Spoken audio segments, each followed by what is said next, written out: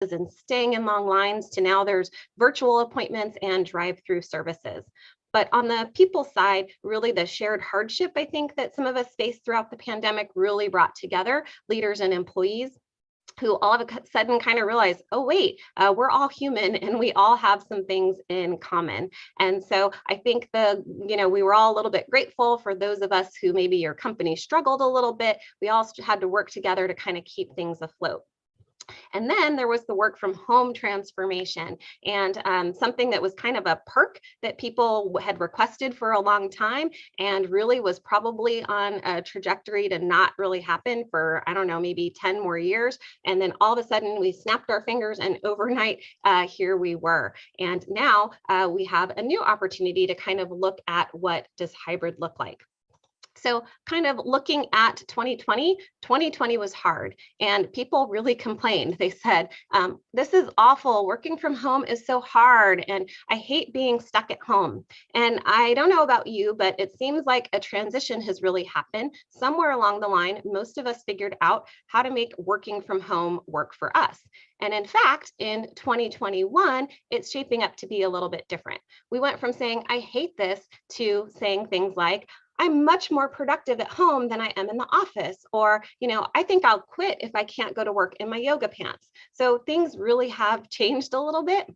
And there's a ton of talk about the new normal. In fact, Carly mentioned that I was on a panel just a couple weeks ago, and we titled that one The New Normal. I heard a speaker the other day talk about maybe we should call it the new next, because things are changing so fast that there's really never going to be a normal. It's just kind of what's the next thing. And I think I personally prefer the term better normal, because I really do think that we have an opportunity to make things better. But I'm curious, what does that better normal look like for you? So we're going to do a quick poll, and the poll is really about your company or your workplace and what you are looking for it to be. So is your company already, or do they plan to be 100% virtual, 100% in office, or some sort of in between, kind of a hybrid combination? So go ahead and vote. I'd love to see what everybody is planning to do. And we're, at my company at Colby Corp, we are going to do a hybrid combination. And I love what our CEO said. He said, we're going to figure this out together, and we're not going to be as much at home as we were in 2020, but we're not going to be in the office as much as we were in 2019. So we're not clear exactly what hybrid's going to look like, but we're taking some baby steps to figure out how to get there. And so that's kind of fun. And I can see in the chat, some people don't know yet, and I totally get that. And people want choice. And yes, we're going to talk about choice. We're going to talk about why people want some choice and what can we do. And I saw earlier in the chat as well, some conversation about being more efficient and productivity. So we're definitely going to be talking about that. Okay, so I can see we're sharing the poll results, and it looks like 90% is hybrid and 10% in office and 3% virtual. And that makes sense, because if you're at today's session, most likely you're here to learn about hybrid. But really, whatever you're deciding, one of the things I'm going to talk about is productivity, and also how teams can work together. And that information is helpful to you regardless of what you and your company are choosing to do. So let's go ahead and get started talking about hybrid. And hybrid is sort of the promise of, the best of both worlds. It's a few days at home maybe and a few days in the office, kind of that magical in between where absence makes the heart grow fonder, because we're not in a building with our coworkers all the time. So when we see them, we're happy and excited, but then we also get some of the focus time that we really need in order to be productive at home. And so we can meet our own personal needs, but also meet the needs of the business. But interestingly enough, that wonderful promise of the best of both worlds could just as easily become the worst of both worlds. And I just picked a few headlines. These are all kind of within the last few weeks. And so you can see here all kinds of stuff talking about, should you go back into the office at all? Hybrid could also be hell. Some companies are deciding that, you know what, it's better to just send everybody back into the office.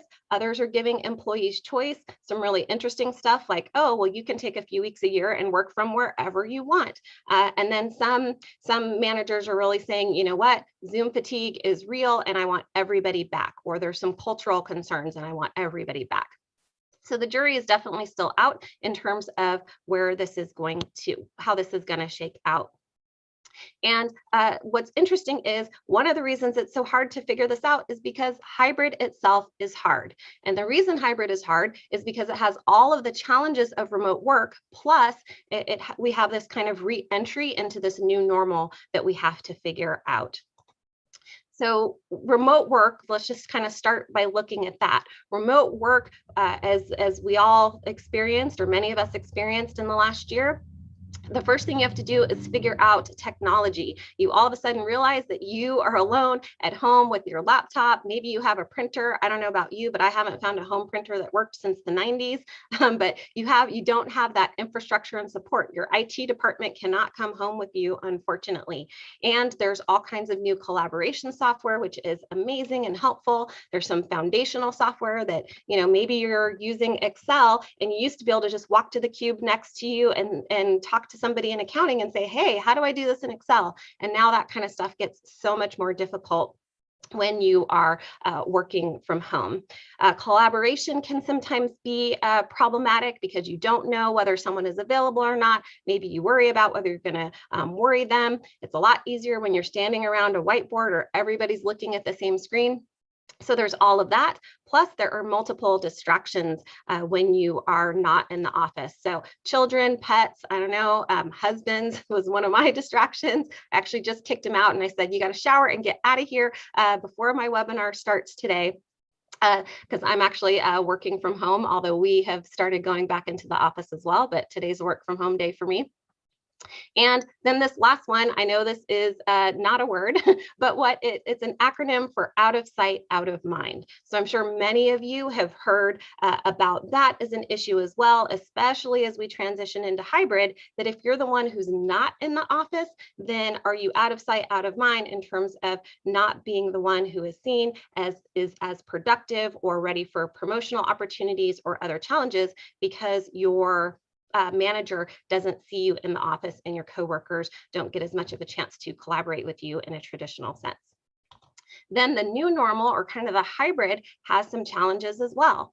Many companies are actually taking advantage of not having everyone back in the office, and they are reducing real estate. So many people have less space than they used to. Maybe they're sharing a desk, because if you're only coming in a few days a week, do you really need your old desk, your own personal desk? So sharing that different space, there's privacy issues. It might have been great if you had a door to close at home where you could kind of block out the world, and now you're back kind of in a fishbowl or bullpen setting. Many of us got very comfortable having more intimate conversations with others about connecting even with clients about how they're doing and all of that. And maybe we're less willing or able to do that in these new environments. And then maybe you just have some new habits or some preferences, some things that you started doing and you don't want to give those things up. So you listen to music or keep the TV on while you work. Obviously that gets a little bit more difficult with your coworkers around. Maybe you decided to take a walk in the morning or a walk at lunch, or you have your dog sleeping by your feet, or my favorite, which is no commute. I used to have a very, very long commute, and I am not looking forward to getting that back again. So there's all sorts of stuff, including safety protocols that we may have to deal with. And we still have the distractions when we're in the workplace. But in this case, it's your coworkers and your boss. And that's not a typo. I did put boss twice because some people's bosses are extra distracting. But really, you have those same distractions. And most importantly, you're still online. So in the hybrid environment, when you have some people at work and some people at home or in a coffee shop or wherever they are, you still have to be online, because some people, you still have to have a shared screen. So that usually means that even if you're in the office, everybody's got their laptop in front of them. So it doesn't even always cure Zoom fatigue. So those are all of the reasons why hybrid is hard. If there's anything that I forgot, please feel free to type it in the chat box. because I'm sure there's lots of other, kind of pros and cons to remote work and to the hybrid situation. But let's kind of throw teams into the mix, because a lot of what I just talked about was kind of individual stuff. So let's kind of talk about what happens when you throw teams in. And in a hybrid environment, when we first get back to the office, hopefully it's going to look like this. Maybe it's more, fist bumps instead of high fives because for safety reasons. But either way, I'm sure that we'll all be glad to see each other, and it's going to be great. Everyone's going to be happy and smiling and productive and engaged, right? Well, I say wrong, not so much, because even before, this is probably more closely to what everything looked like. And let me just give you a minute to let that sink in for a second, right? Somebody who's doing all the work, somebody who's kind of clue free, someone who says they're going to pitch in and doesn't, and then others who just kind of show up in the beginning and then just enter back in at the end to take all the credit. So this is a lot more of what the reality might look like. And this meme was actually created in the before times, before we even got to hybrid. And so the meme of the happy team is just a myth. We know that there's a strong possibility that all of that excitement of seeing each other won't last. And in reality, what we'll get is unproductive meetings, poor decision-making, clashing work styles, and slow or lacking in execution or results. But 2021 is here, and yay, we're all very excited, but that bright ray of sunshine could just as easily be a train coming towards us. So how do we make sure that this doesn't happen?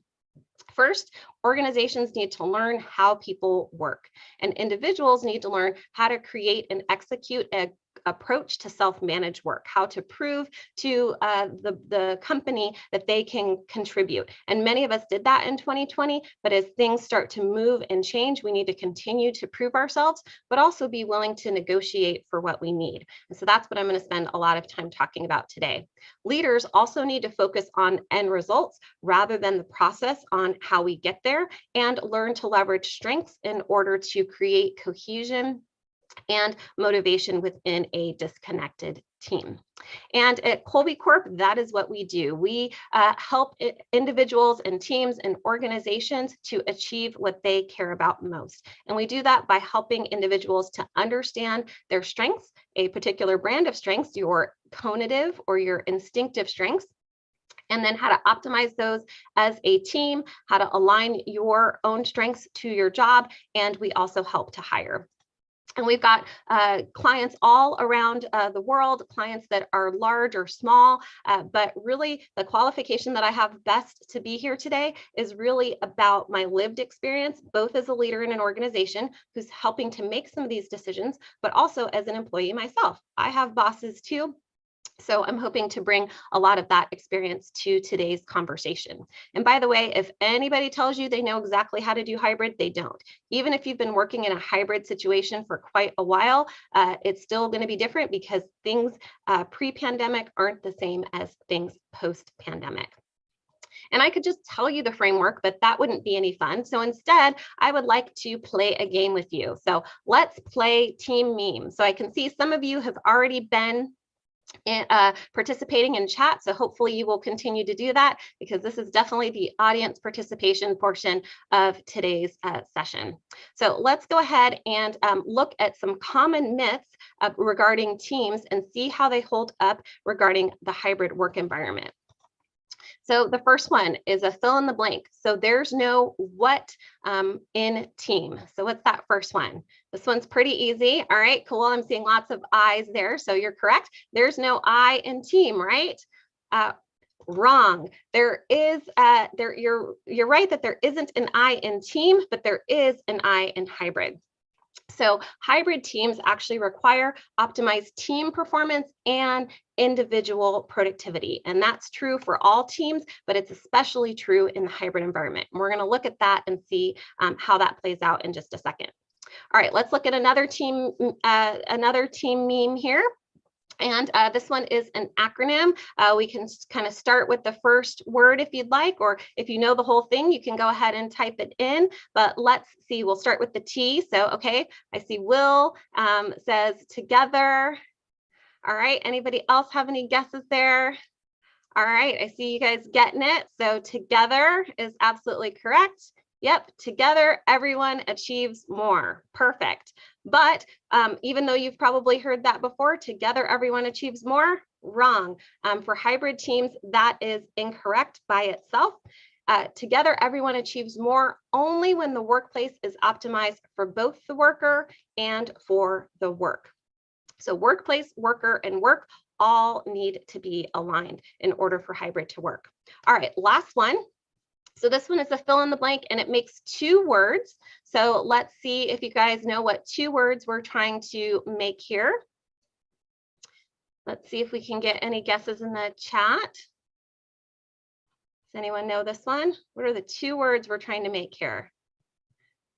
All right, Tony gave us the 2 letters that make the 2 words. Great, Christine. All right, so dream team. All right, so let's do a bonus on this one. Can you make a phrase out of dream and team? Anybody know what the phrase we're looking for here? Perfect, Lisa. All right, teamwork makes the dream work. And of course, you guys have figured this out by now. That is also wrong, although I'll probably give partial credit for this one because teamwork does make the dream work, although I think the dream is probably a little bit more like a common vision. So what dream teams share is they share this common vision and they share a strengths-based culture. So let's go ahead and get into some of the content here and talk about what that means. And we're going to start with individual productivity. So thanks for playing our game. And we're going to kind of dispel some of these myths and go through what this means as we move along. So first, we're going to start with individual productivity because that really is the first step. So kind of like if you can remember what it was like to be on an airplane, you got to put your own mask on first. That is certainly true. So what you need is clarity on what your strengths are, how to communicate your contributions. Because remember, one of the things that is really holding leaders back is they're not quite sure. They know everything was kind of okay during the pandemic timeframe, but as we move forward, they're looking to really make sure that the accountability is there. So you need to figure out how do you communicate those contributions and negotiate what your needs are. And when it comes to clarity of your strengths, you actually have strengths in all 3 parts of the mind. This is a framework that goes back to philosophers such as Plato and Aristotle. And so we're going to talk about each of these 3 just briefly here, the thinking, feeling, and doing parts of the mind. So the first thing you need to know about your strengths is that you have strengths in the thinking or the cognitive part of the mind. There's your intelligence, your natural ability to reason. There's your knowledge and your skills, all the things that you would put on your LinkedIn profile or on your resume, your experiences that you've had, both previous to your job and the ones that you've had just recently on the job. And then you have lots of great learned behaviors and habits that you can bring to bear. And really, it's all a matter of understanding what you can do or what you're capable of doing based on your natural intelligence and all of those skills that you've learned along the way.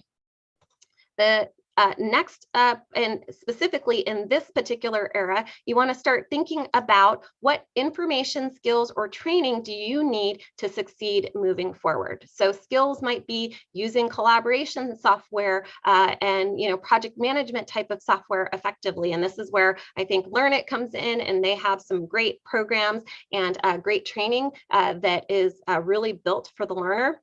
And I think it's a great opportunity to make use of that. And I know Carly's going to talk a little bit about that towards the end of our session today.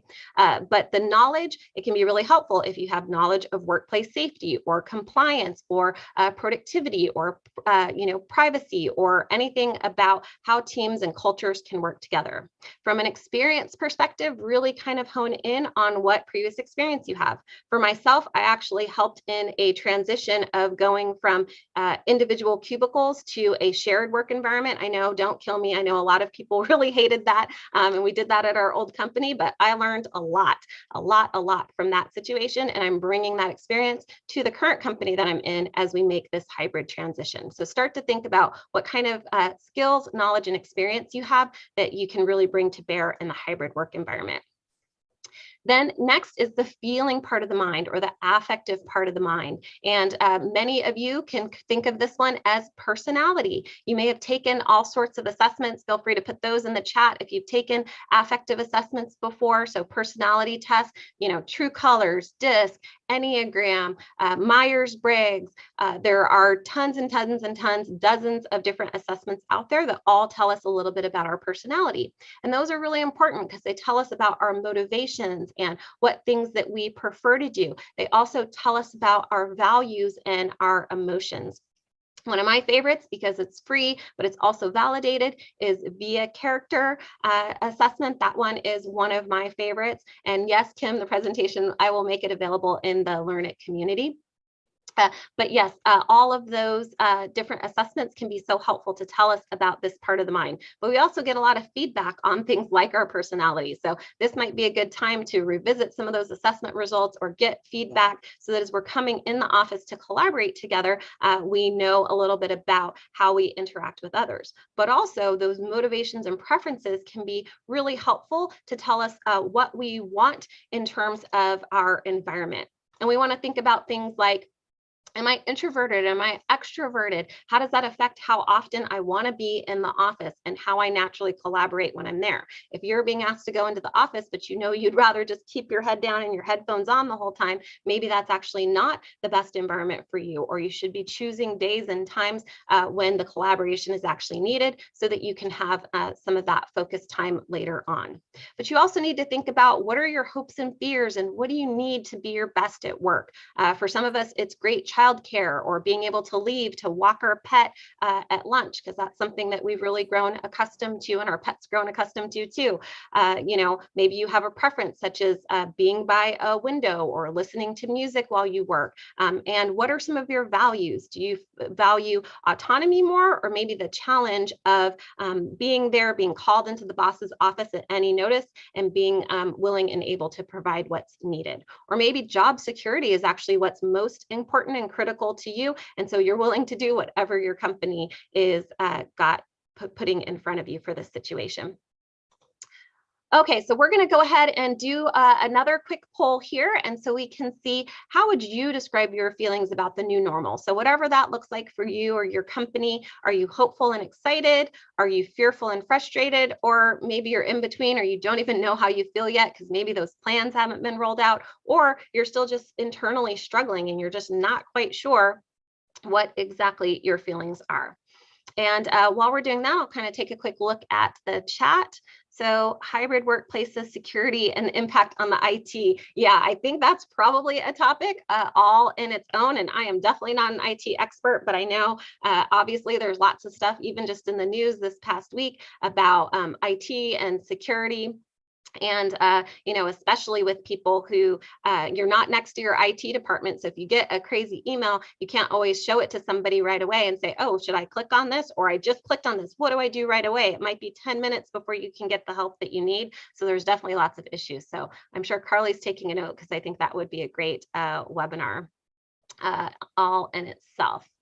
Any other questions? I know we're shared those poll results as well, but any other questions, Carly, that you saw that I should be addressing? Yeah, thanks so much, Stephanie. And thanks, Lars, for that question as well. We had another really great question from Despina around, and again, this could kind of be another topic, maybe we save it for the end, but how do you onboard new employees so that they can kind of understand the underlying culture of how things get done at a company? So, just kind of understanding that in a more remote environment, and kind of just accustoming a new employee with the culture and how things operate.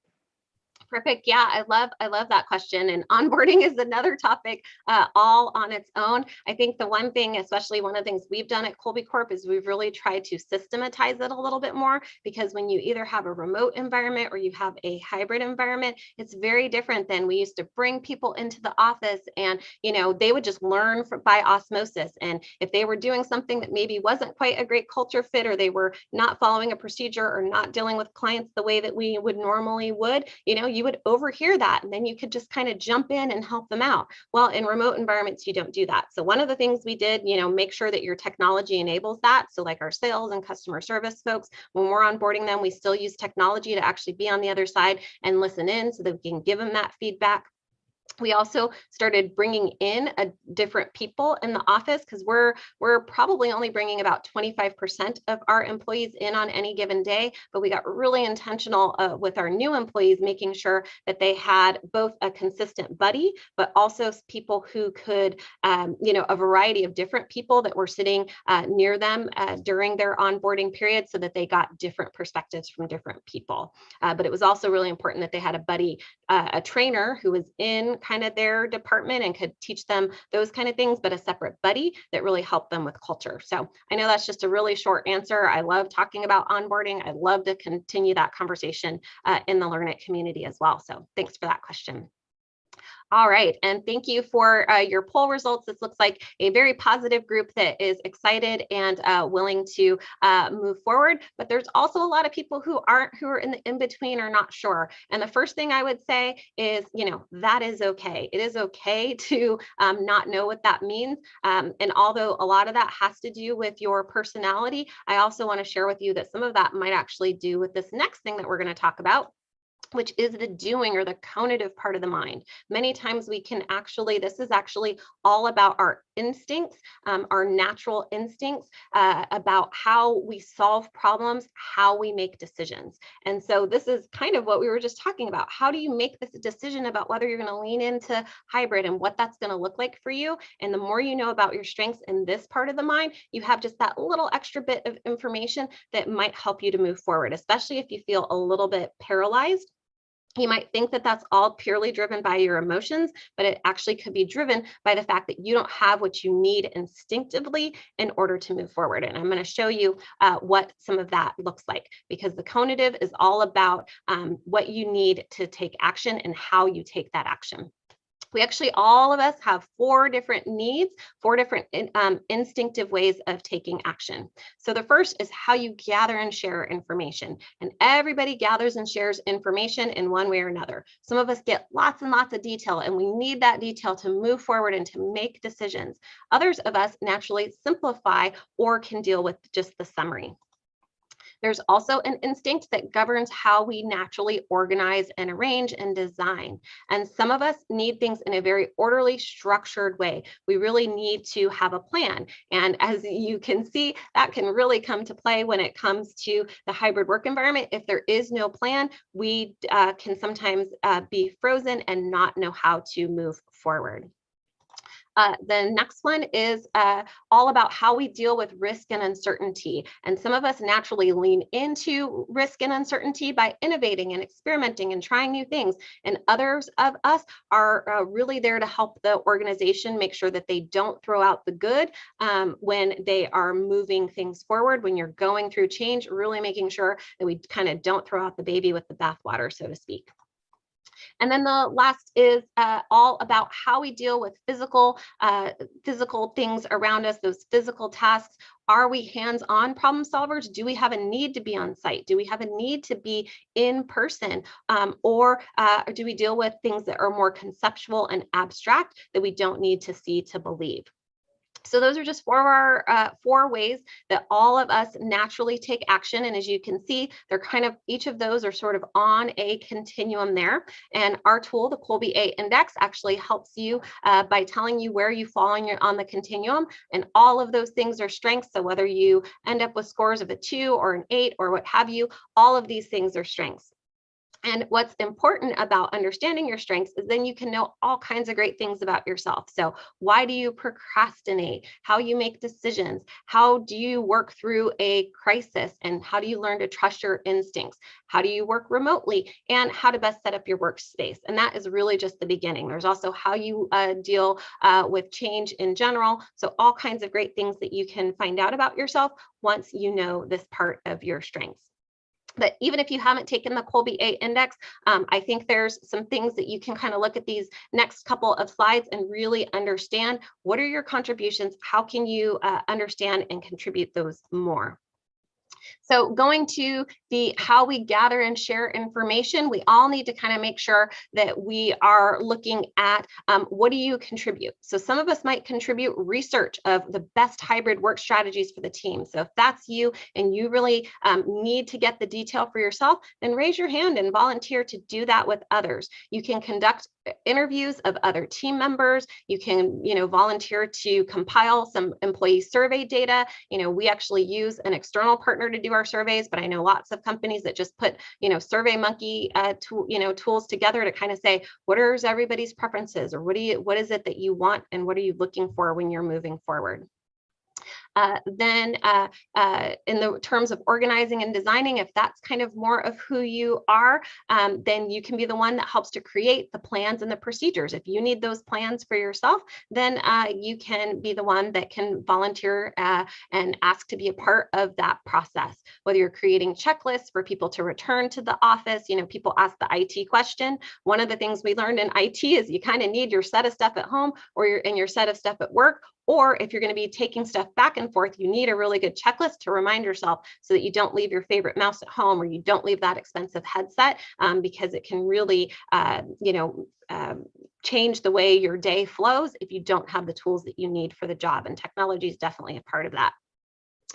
In terms of dealing with risk and uncertainty, you can be the one that says, you know what, I'm willing to participate in pilots. I'm willing to be the first one who kind of goes in. If you're that person who leans into risk and uncertainty, or help brainstorm ideas for how can we keep our culture moving and grooving in this environment.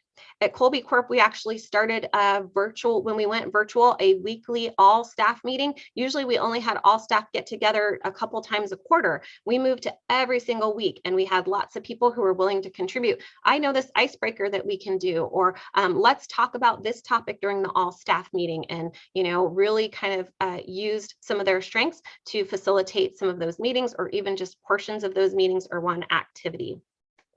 And then also you can be the person, if you are great at dealing with space and physical tangible things, to design some of the workplace or some of the workplace modifications. So for example, we learned that sound is really important, being able to block sound when we're in an open office environment. So we're looking at installing some sound panels, and there are some employees who will be great at participating in that particular part of the situation.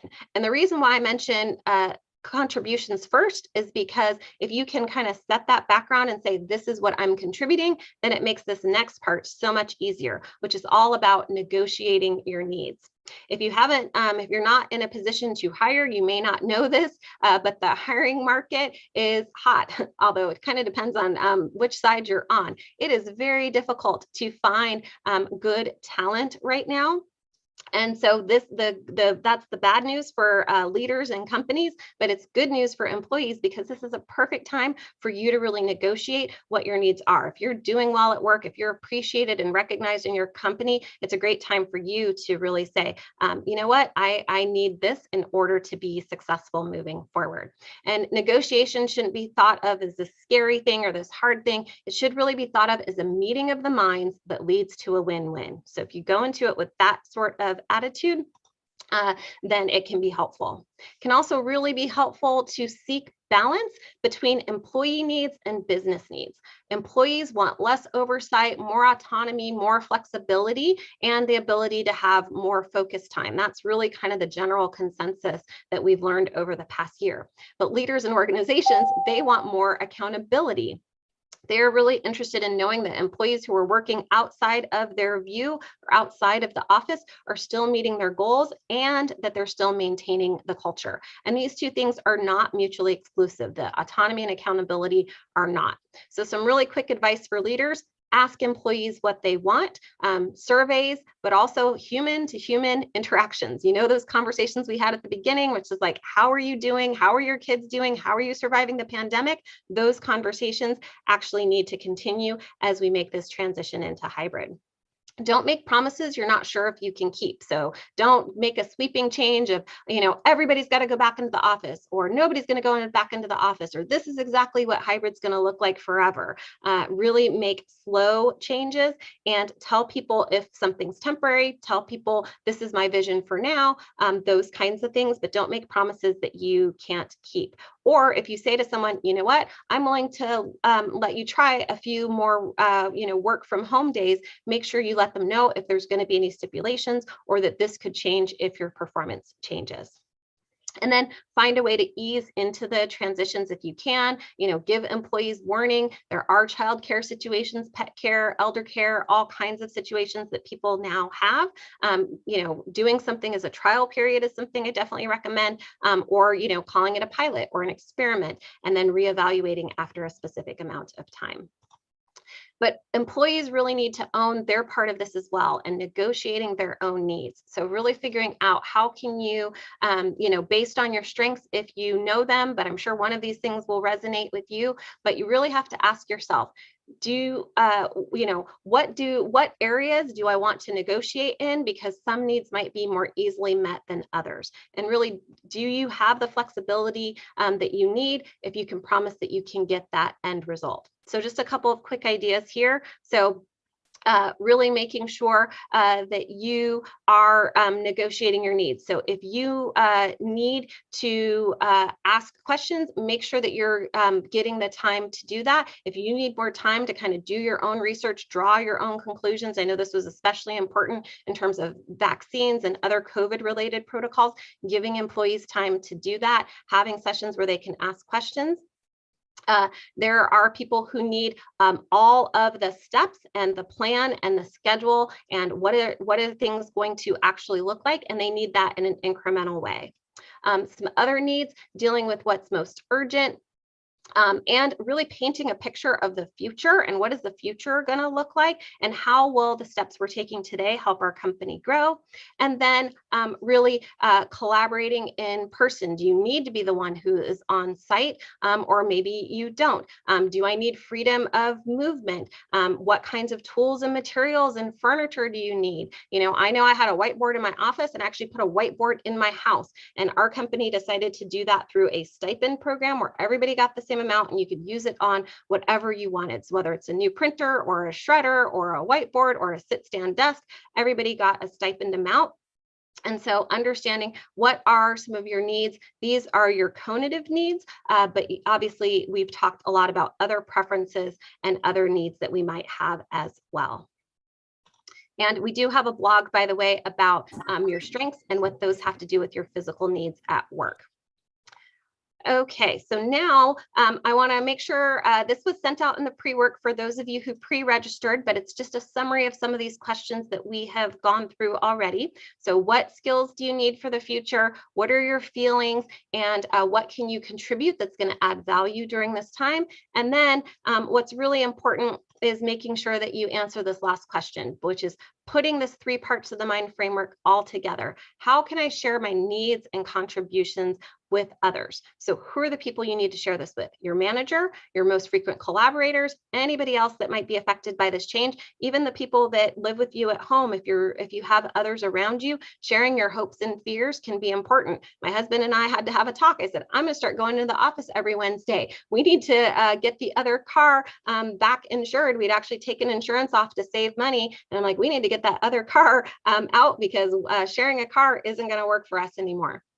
So there's all kinds of things that you want to have, and that information is, you can see there's a link in the chat, and this can be a really good framework to start with. So in our remaining time, I really want to talk about team performance. I know I spent a lot of time on the individual and what the individual needs, because it truly is the foundation of team performance.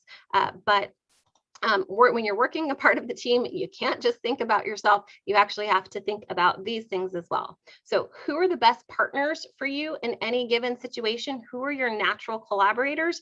Is it the right time to collaborate? And how can we communicate better and reduce conflict? And I don't know, some of you may have seen this study. It's a few years old now, but Google did this thing. I think they called it Project Aristotle, but they did research on over 180 different teams. And some of their findings are really about who's on the team matters less than how individuals interact, structure their work, and view their contributions. They also had a lot of great findings about psychological safety. So if you just Google, literally Google Project Aristotle, you'll probably see that great study if you want to take a look at that. But it really comes down to human connection, leadership intention, and individual action.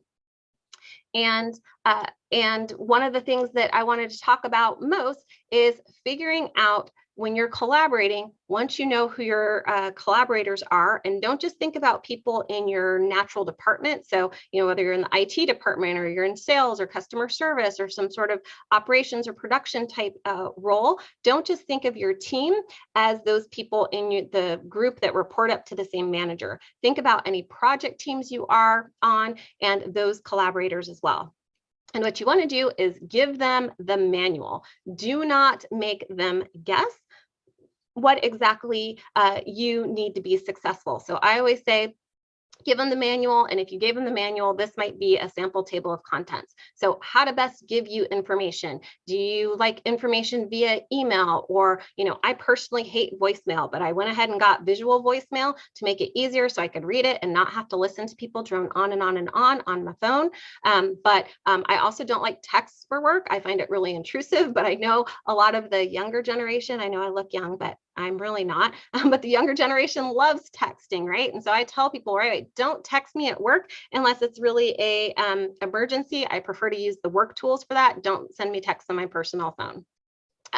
What's the best time to catch me? So if you really use mornings as kind of your focus time, then say, what, if you have something that's non-urgent, really, if you can wait till the afternoon, that's when I do my collaboration with other people because I use my mornings for focus.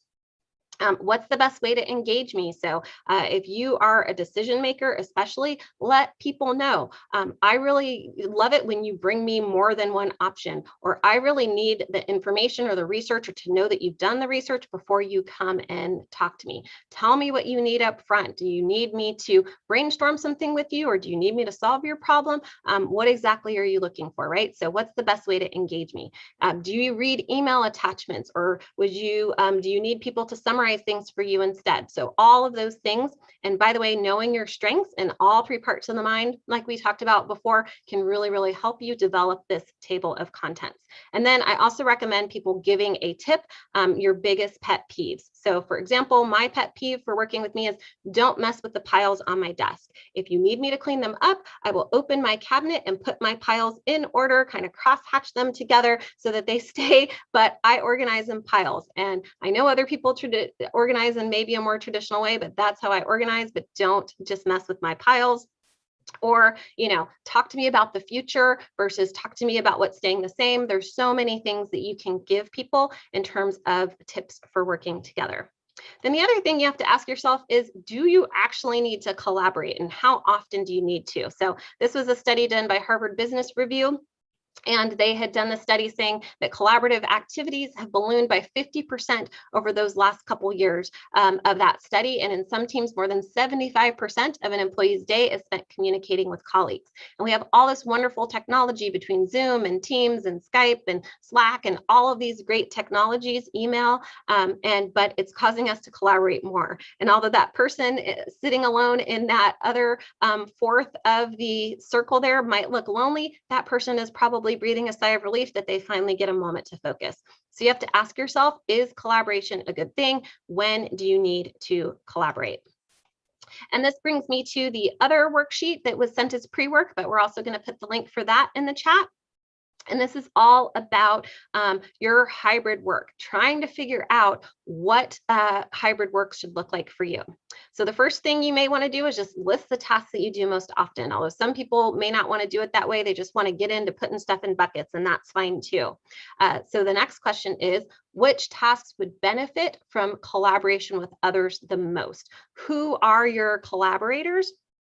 And who do you need to talk to most often? So think about project handoffs, think about working with physical products, think about repairing things if you're in hardware, that kind of thing, or if you're shipping, logistics, those kinds of things. Think about what are your critical meetings, and then think about where and how should these things take place.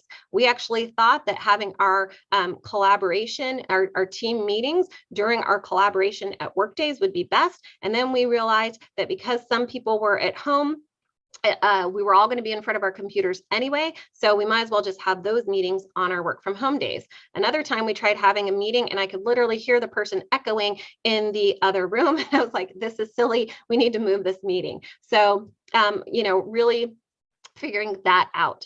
The next is individual focus, and we've kind of talked about a little bit of this already, but what tasks do you need that require your own individual effort and your own individual focus? So for example, if you do a lot of writing or coding or research or even calls to clients, you don't need everybody else necessarily to be there when you're doing that. So those might be your individual focus times. And then putting all those things together into how are you going to design your work? So how can you design your work? So where, when, what you do when, and who you work with, that can really give you information about how you should move forward. And think about other alternative environments as well. So what do you need when you're working from home? What do you need when you're in the office? And if you are fortunate enough to go work in a coffee shop or work on the beach or whatever it is, what are all those things that you need, including the physical items that you need as well? So a couple of, so please do use that worksheet, download it. We actually did it as a exercise in an all staff meeting. We gave everybody the worksheet as pre-work one week before, and then said, come to our all staff meeting ready to report out. Then we put people in breakouts so that they could have little private conversations. And then we got so much fantastic information from sharing that worksheet as a team, especially that last question about how are you going to design your work? What are you going to do differently as we move into this hybrid space? Lots of great information. I have pages and pages of notes. We actually had each person kind of type it up and turn it into their manager so that we can have deeper conversations. So it's a great tool, both for individuals and for teams to do as well. All right, so as I'm coming to a close here, I just want to give you a couple of quick tips for successful transition to hybrid. The first is just do it. And I did not steal Nike's official logo there, but I figured that looks close enough. But some of the things will require you trying it. Until I went into the office again, things were a little bit different than I would have thought. I found out some people had cannibalized some of my equipment. All kinds of interesting things happened with meetings that I described earlier. But sometimes you just need to do something before you know what's actually going to work for you. Plan. So what technology, what tools, what materials do you have? One of the things we've really learned it's a bit of an issue is making sure that whatever papers you have with you, you're taking them back and forth. Obviously, technology can help with that, but some of you are paper people like I am. So I've really had to learn to do a little bit more scanning or keep things in one notebook. So it's easy to just pick that one notebook up and take it with me. Also have a plan for your home life. So your dogs, your kids, your spouses, anyone who matters in your life, make sure that you've got a good plan for that as well. Be open. So make sure that you are experimenting, testing your assumptions. If one thing doesn't work, don't be afraid to try something else. Make changes small. Think of this as an agile experiment for those of you who are into agile. Stay human. So we learned humanity. I know we did. We learned empathy and compassion during this pandemic. And so don't forget that part of yourself and that part of the conversation that you had with suppliers and employees and other people in your organization. And, one of the great things about being back in the office is those stumble upon conversations, both the personal stuff, but also the work stuff. You overhear things and you're like, oh, wait, that's a great idea, or what have you. Figure out how to recreate that online, but also be open to that in person. And one of the best tips I have for that is don't overschedule yourself in office days. Think Geek, I'm not going to spend too much time on that because we've talked about that already, but really this is where I think Learn It can be really helpful, teaching you about Zoom and Teams and collaboration and all of that kind of stuff. But if you're not naturally tech savvy, go get those skills and learn that stuff. And then Back to the Future, that's all about figuring out what did you learn in the last year that you can take with you in the future. So those are just kind of my last remaining quick tips. And I just realized something. I realized that we actually didn't do one of the 4 team memes that I had in the beginning. But this one, I won't make you guess. I'm going to go ahead and give you the answer to this. Teamwork divides the task and multiplies the success. So in closing, I'd like to say, may all your hybrid team efforts be successful. And I know we probably don't have too much time for questions, but maybe we have time for just one or two questions, either before or after Carly wraps up. But thank you guys so much for your time today. It's been really exciting. Stephanie, thank you so much. A couple quick nuggets that I picked up. I just love the idea of meeting. Negotiation and collaboration is the meeting of the minds that leads to a win-win. I love that, and I love that kind of that table of contents for how to collaborate with me. Anyways, those are 2 things I'm going to go back and take immediately. But if you enjoyed today's session, give Stephanie a little reaction or a clap or something in the chat. We'd love to hear from you. Awesome. I love to see it. Everyone's using the reactions. So much fun. Thank you so much, Stephanie. I want to just share with everyone, as promised, the material from today's session, and Stephanie referenced this as well, will be available in our community offsite. So I do encourage you to join offsite. Marissa, if you can drop just the link to offsite in the chat, that would be amazing. And we'll also email that out as well. If you aren't already in our community, we'd love to see you there.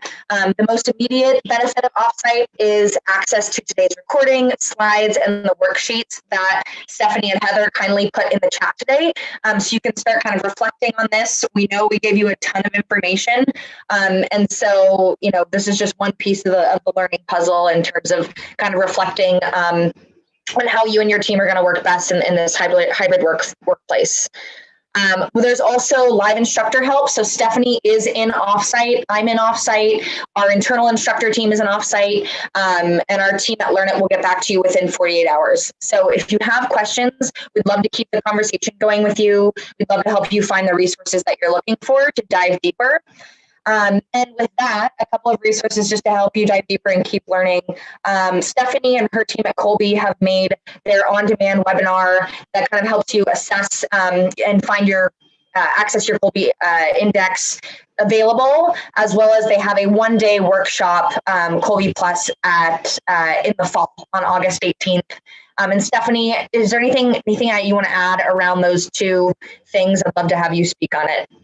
Sure. Yeah. So Heather from Colby Training just put a couple links in the chat. So if you're looking to learn more about Colby and the Colby A Index, which is the assessment that tells you about your strengths, you can go to that Activate Your A link. There's a free webinar that you can take either before or after you've done your assessment, probably a little more useful after, but it can kind of give you a deep dive into what I just give you a tiny taste on. There's lots of information about teams as well. And then Colby Plus is a full day workshop experience for you to really dig into your strengths and more about collaborating with others and, aligning your talent to task, as we like to say, or your natural strengths to your job.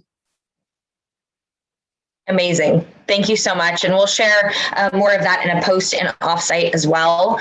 And also just a reminder that for Learn It, if you want to continue with us and keep building on the theme of hybrid ready leadership, we'd love to see you next week for a session on Excel. So kind of switching gears more on the technical skill side, but still with a theme being how to use data and Excel tools to be a better leader in your organization.